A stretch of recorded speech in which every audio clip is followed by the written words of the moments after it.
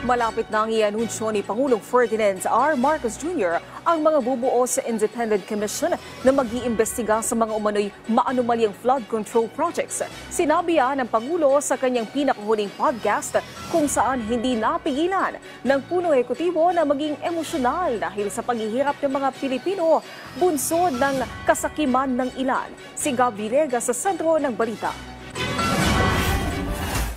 Yes, because I'm very upset.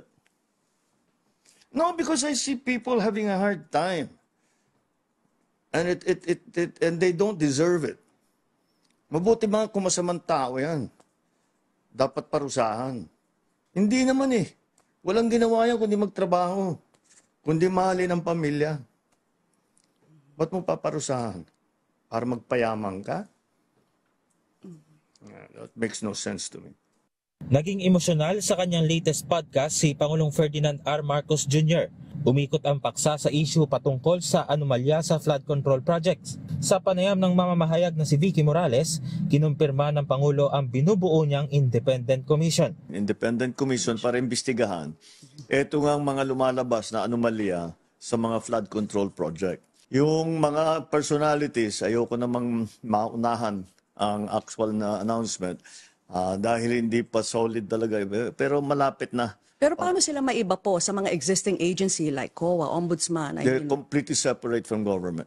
But how powerful will they be? We will give them all the powers that are necessary for them to come to a conclusion, to come to some findings, para meron naman, alam natin kung ano yung nangyari. Dismayado ang Pangulo nang mapag-usapan ang hirap na dinaranas ng mga Pilipino sa patuloy na paglala ng korupsyon. How can you do this to people that have worked every day of their lives? Walang ginawa ito kundi magtrabaho. Nagsakripisyo ng mahirap for very little.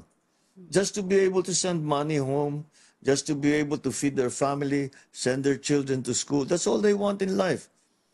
Kukunin nyo pa sa kanila yon para bumili ng Rolls Royce. Kaya naman, mahalaga para sa Pangulo na malaman kung paano nasadlak sa mabigat na problema ng korupsyon ang bayan. Nung ako'y governor, hindi ganito. At bukod pa sa laki ng halaga ng nakukuha ng kung sino-sino na tao na wala namang karapatan na bulsahin ang pera na yan, bukod pa ron ay hindi nila tinatago.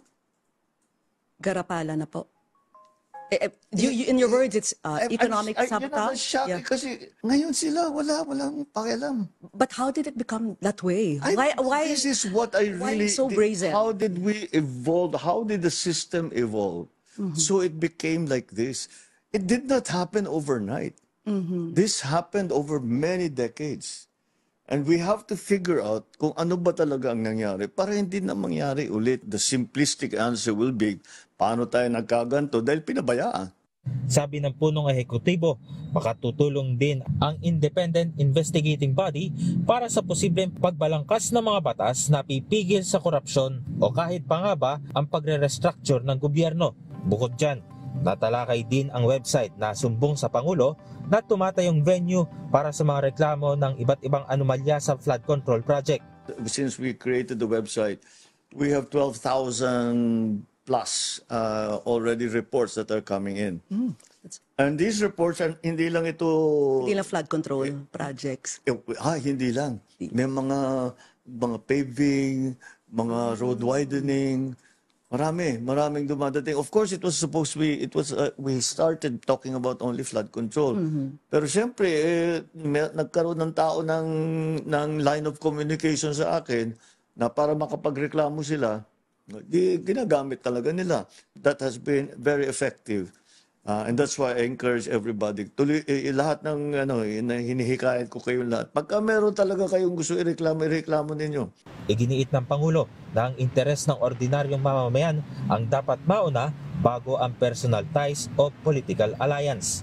We're making an omelet. We're going to have to break some eggs.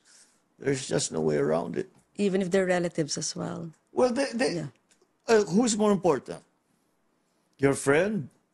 Your political supporter? Or every single ordinary Filipino citizen?